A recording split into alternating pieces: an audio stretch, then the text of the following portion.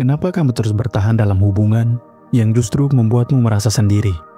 Kenapa setiap malam kamu menangis, tapi paginya kamu kembali memberikan alasan untuk memaafkan? Apakah takut kesepian atau kamu sudah terbiasa disakiti? Jika hari ini kamu masih ragu untuk pergi, video ini akan membuka matamu.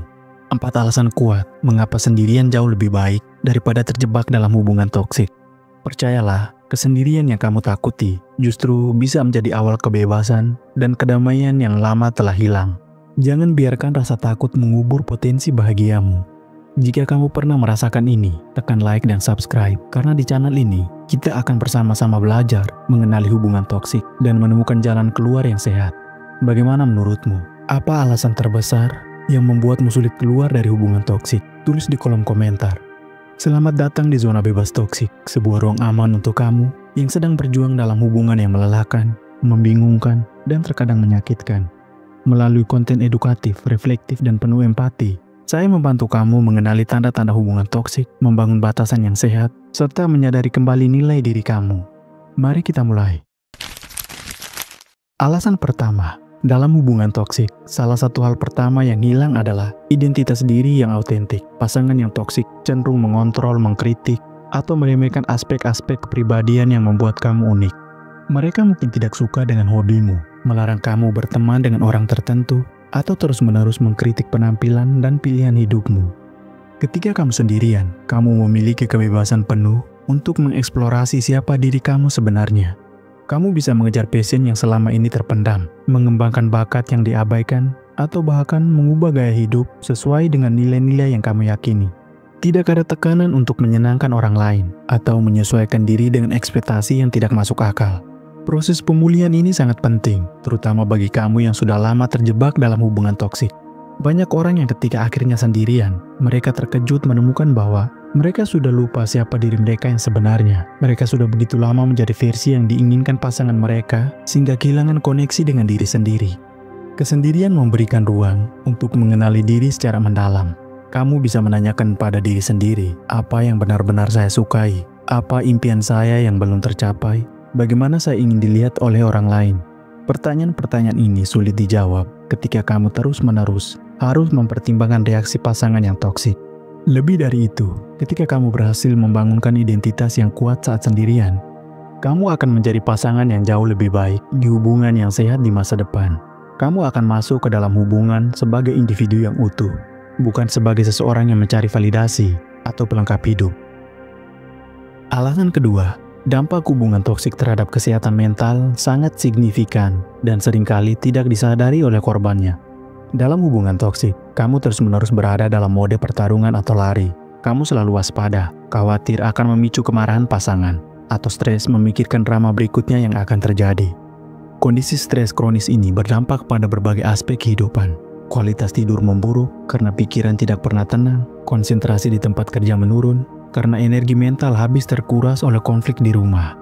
Bahkan sistem imun tubuh bisa melemah karena stres yang berkepanjangan. Ketika kamu memilih untuk sendirian dan keluar dari lingkaran toksik tersebut, tubuh dan pikiran kamu mulai mengalami proses penyembuhan alami. Kamu mulai tidur nyenyak karena tidak ada kecemasan tentang apa yang akan terjadi besok. Kamu bisa fokus pada pekerjaan atau aktivitas lain karena tidak ada drama yang menguras energi emosional. Yang lebih penting lagi, kamu mulai mengembangkan hubungan yang sehat dengan diri sendiri. Kamu belajar untuk memberikan kasih sayang kepada diri sendiri, sesuatu yang sulit dilakukan ketika pasangan terus-menerus mengkritik dan merendahkanmu. Kesendirian juga memberikan kesempatan untuk mengatasi trauma dan luka emosional yang mungkin sudah terakumulasi selama bertahun-tahun. Tanpa adanya trigger harian dari pasangan toksik, kamu bisa fokus pada proses healing dan membangun kembali harga diri yang mungkin sudah lama hancur. Alasan ketiga, aspek yang sering diabaikan dalam hubungan toksik adalah dampak terhadap stabilitas finansial dan perkembangan karir. Pasangan toksik seringkali memiliki pola yang menghambat pertumbuhan ekonomi pasangannya, baik secara langsung maupun tidak langsung. Misalnya secara langsung, mereka mungkin mengontrol keuangan, melarang pasangan bekerja, atau malah menjadi beban finansial karena kebiasaan buruk seperti berjudi atau konsumtif yang berlebihan. Sedangkan secara tidak langsung, stres dan drama terus-menerus dapat mengganggu performa kerja, membuat kamu kehilangan peluang promosi atau bahkan kehilangan pekerjaan. Ketika kamu sendirian, kamu memiliki kontrol penuh atas keuangan. Tidak ada yang memaksa kamu untuk mengeluarkan uang untuk hal-hal yang tidak kamu setujui. Tidak ada yang menghalangi kamu untuk menabung, berinvestasi, atau mengambil keputusan finansial yang bijak untuk masa depan. Dari segi karir, kesendirian memberikan fleksibilitas yang luar biasa. Kamu bisa mengambil peluang kerja di kota lain, tanpa harus mempertimbangkan pasangan yang mungkin tidak mendukung.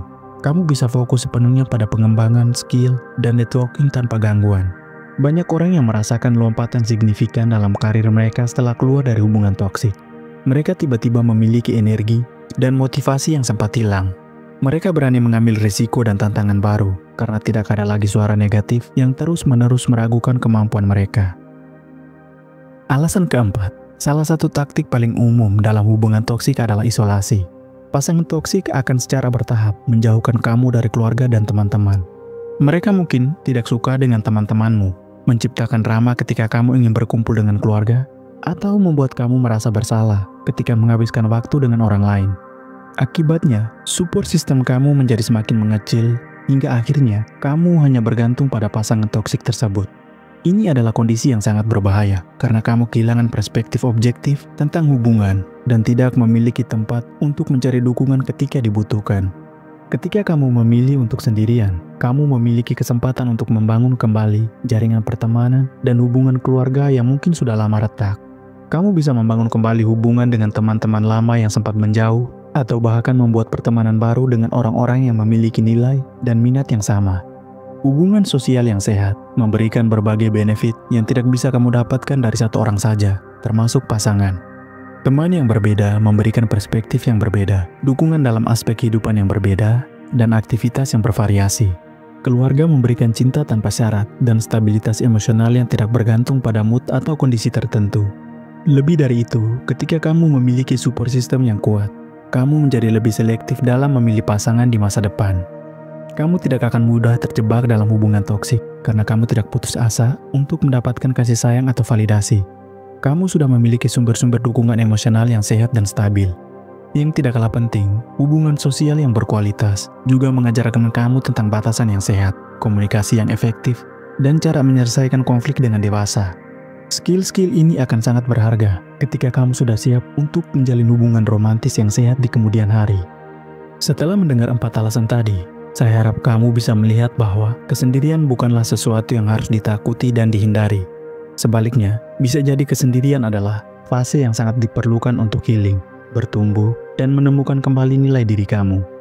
Namun, saya juga ingin menegaskan bahwa tugas akhir dari kesendirian ini bukanlah untuk menjadi antisosial atau menghindari komitmen selamanya. Tujuannya adalah untuk menjadi versi terbaik dari diri kamu. Sehingga ketika kamu siap untuk menjalin hubungan lagi, kamu bisa melihat pasangan yang benar-benar kompatibel dan membangun hubungan yang sehat, saling menghormati, dan saling mendukung satu sama lain. Sampai jumpa di video selanjutnya. Dan ingat, kamu layak mendapatkan yang terbaik dalam hidup.